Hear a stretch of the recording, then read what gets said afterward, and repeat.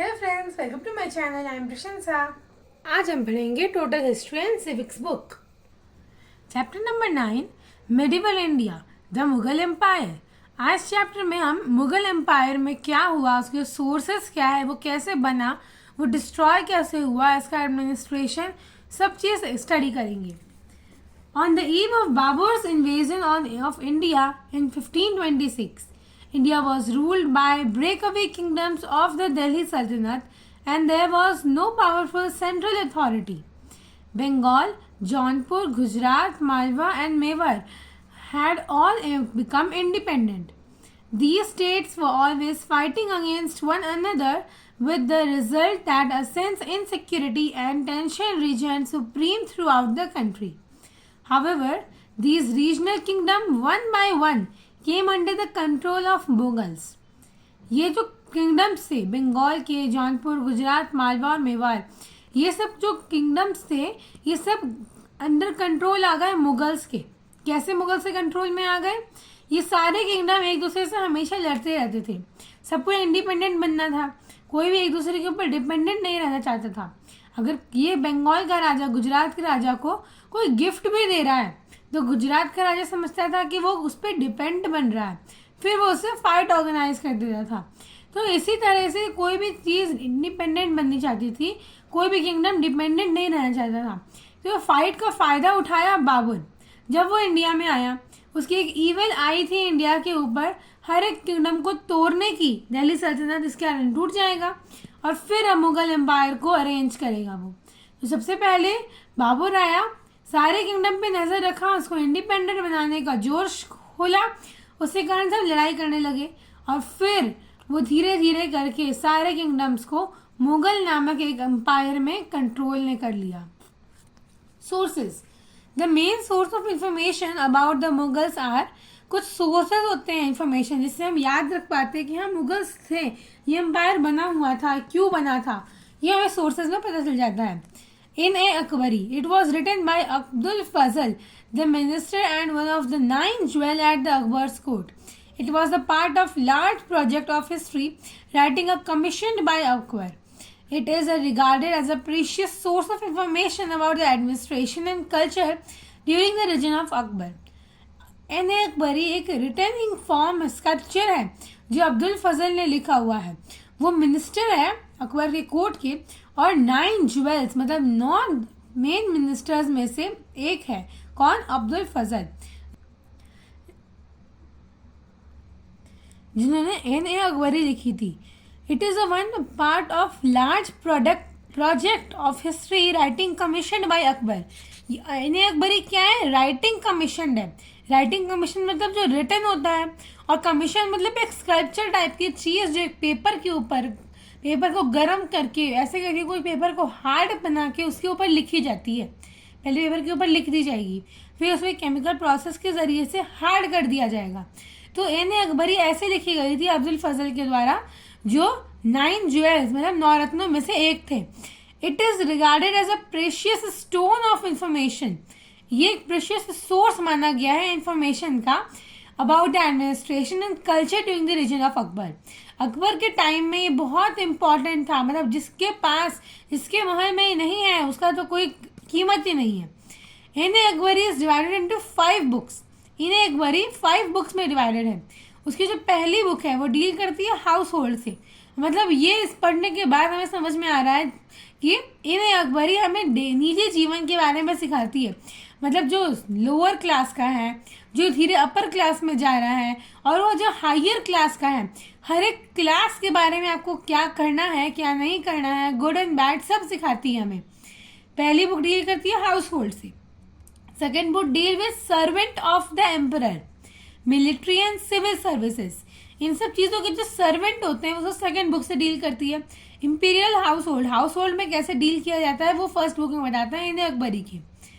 The third book deals with imperial administration. Administration मतलब राज्य संभालना, वो थर्ड बुक बताती है इन अकबरी की। It consist of regulation for judicial and executive department of the division of the empire. ये जो जुडिशियल डिपार्टमेंट होते हैं, राज्य कार्य संभालना, वो सब थर्ड बुक डील करती है। The fourth book contained information about Hindu philosophy, science, social customs and literature. मतलब हमें इंफॉर्मेशन देती है, नॉलेज देती है फोर्थ बुक, जिसमें Hindu philosophy, science, social custom और लिटरेचर के बारे में दिया रहता है. फिफ्थ बुक जो लास्ट बुक है उसमें अकबर जो जो बोलते हैं वो लिखा रहता है. जब हर एक चीज नहीं लिखी रहती है उनकी, वाइज सेइंग, जो कभी कभी अच्छे स्टेटमेंट बोलते हैं, कोट्स बोलते हैं. बहुत सारे हम पढ़ते हैं थॉट, कोई कोई लिटरेचर राइटर्स के, तो वो जो थॉट होते हैं वही उनके वाइज सेइंग होते हैं.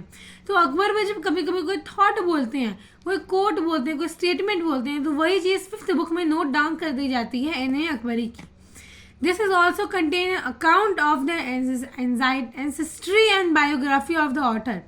It contains the account, मतलब ancestry और biography, इन दोनों के account, मतलब इन सबको संभालना ये ऑथर ने किया, अब्दुल फजल ने. किस बुक में? अब्दुल एन अकबरी में. The Taj Mahal Agra. It was built by Shah Jahan in memory of his beloved wife Mumtaz Mahal. Mumtaz महल की याद में शाहजहां ने ताजमहल बनाया था. It a mausoleum of both Mumtaz Mahal and Shahjahan. मेजोलियम मतलब कब्र. मुमताज महल और शाहजहां दोनों का कब्र उसमें रखा हुआ है. It is built at Agra on the banks of the Shah Jahan. Agra में रिवर यमुना बैंक के किनारे बनाया गया है. क्या? ताजमहल बनाया गया है. Ustad Usha Khan add it made a pure design white marble. कौन डिजाइन किया है इस ताजमहल को? उस्ताद ईशा खान ने डिजाइन किया था ये ताजमहल को, जो प्योर व्हाइट मार्बल से बनाया गया है. प्योर व्हाइट मार्बल से क्यों बनाया गया है? प्योर व्हाइट मार्बल अपने एटमॉस्फेयर के अकॉर्डिंग अपना कलर चेंज कर देता है.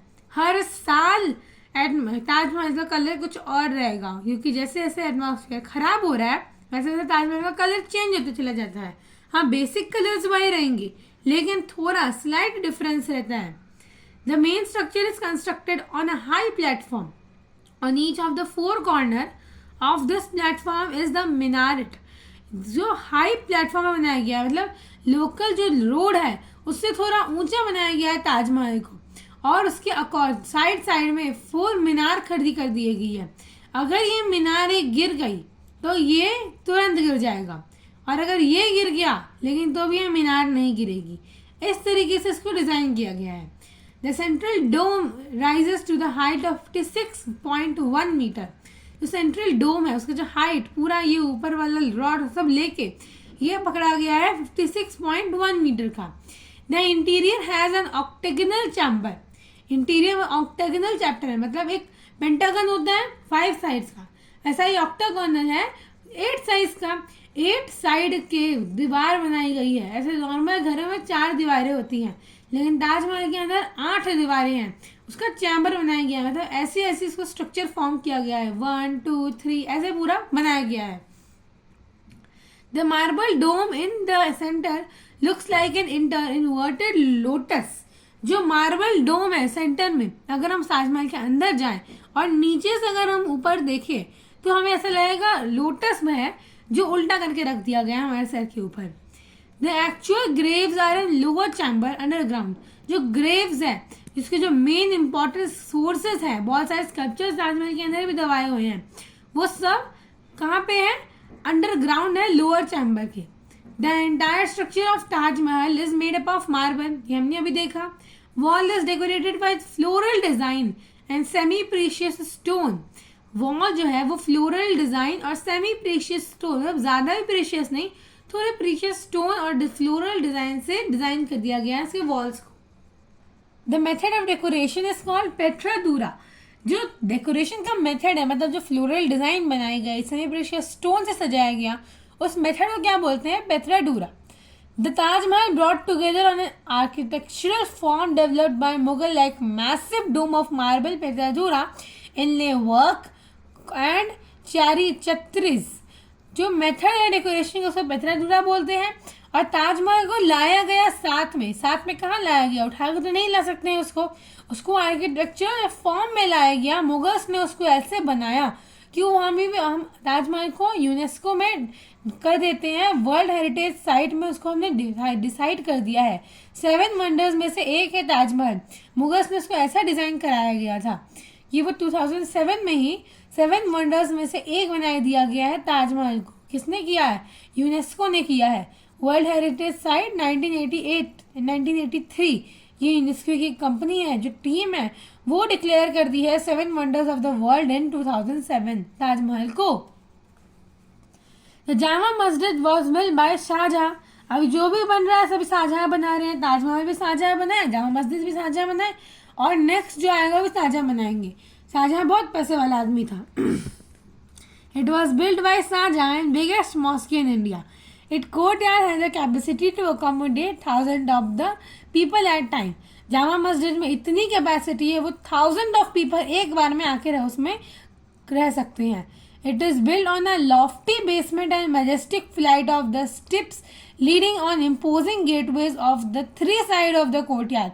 जामा मस्जिद में 3 साइड है गेटवेज के। ताजमहल में 2 थे, जामा मस्जिद में 3 है। आगे देखेंगे कितने बनवाए उसने, बहुत पैसे वाला आदमी था ना वो। It has 3 gateways 4 towers. उसमें 4 टावर्स भी है। जैसे यहाँ पे 1 टावर 2 टावर, तो उसके पीछे टावर्स रहेंगी। अब शाहजहां हर जगह टावर क्रिएट कर दे रहा था। क्यों?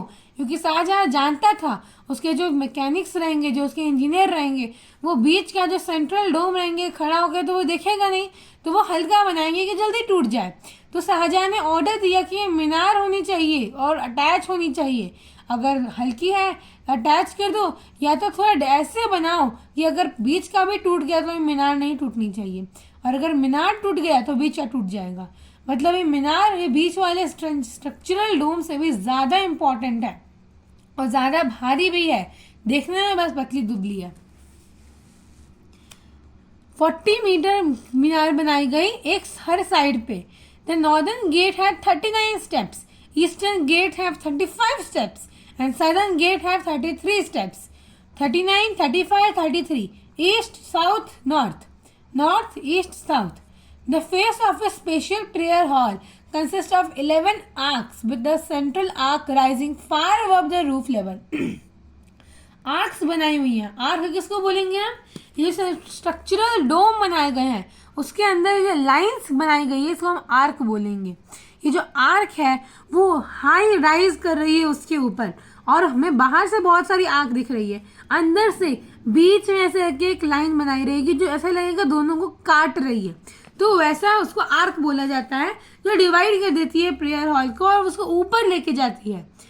The red fort Delhi, it was built by Shah Jahan after he decided to shift his capital to Delhi. जब शाहजहां ने अपना कैपिटल शिफ्ट कर दिया दिल्ली पे, तब उसने सोचा कि आगरा में बहुत बन गया, दिल्ली में बन चुका है, अब हम रेड फोर्ट बनाते हैं दिल्ली में। मैं आगरा में जब था तो आगरा में अपना पैसे का रौब दिखाया, अब मैं दिल्ली में भी दिखाऊंगा। अब दिल्ली में भी वो बना दिया। क्या बनाया? रेड फोर्ट बनाया। कहाँ बनाया? यमुना के बैंक पे बनाया। किस चीज से बनाया? रेड स्टोन और मार्बल से बनाया। हम इसको रेड फोर्ट बोलते हैं। क्यों? क्योंकि रेड सैंडस्टोन से बनाया गया है इसको। The fort has massive walls and 2 gateways. Massive walls मतलब बहुत लंबा उसका स्पेशियस एरिया है, और उसमें 2 गेटवेज है। ताजमहल में भी 2 थे, 3 2 का रेशियो रख के शाहजहां ने सारा कंस्ट्रक्शन कर दिया था। The western gateway is known as Lahori gate. जो रेड फोर्ट का वेस्ट साइड में जो गेटवे है उसको बोलते हैं Lahori gate. This gate was use for emperors ceremonial purpose. मतलब जो सेरेमनी होती थी, बड़े बड़े फेस्टिवल्स होते थे, वहाँ पे एम्परर और उसके फ्रेंड्स, एम्परर के फ्रेंड्स वहाँ उस गेट से एंटर करेंगे, उसको बोलते थे Lahori gate. Among the many impressive buildings in the complex at Diwani Am and Diwani Khas, the Diwani Khas is lavishly ornamented hall where the peacock throne was placed. दीवानी खास खास में मतलब लग रहा है बहुत स्पेशल होगा, तो वैसा ही था। वो बहुत ही ऑर्नामेंट से सजा हुआ पीकॉक थ्रोन रखा हुआ था उस हॉल में।